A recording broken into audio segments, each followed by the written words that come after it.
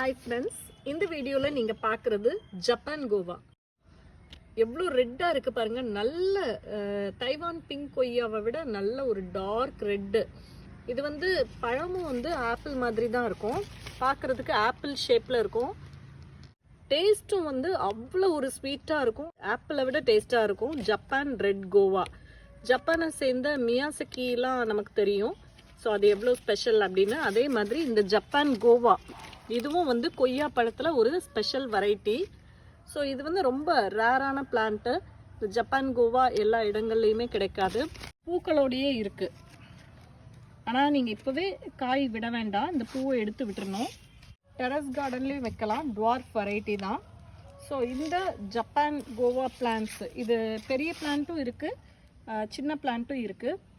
இந்த பிளான்ட்ஸ் உங்களுக்கு வேணும்னா இந்த வீடியோவில் இருக்கிற நம்பருக்கு வாட்ஸ்அப் பண்ணுங்கள் அல்லது கால் பண்ணுங்கள். Thank you friends.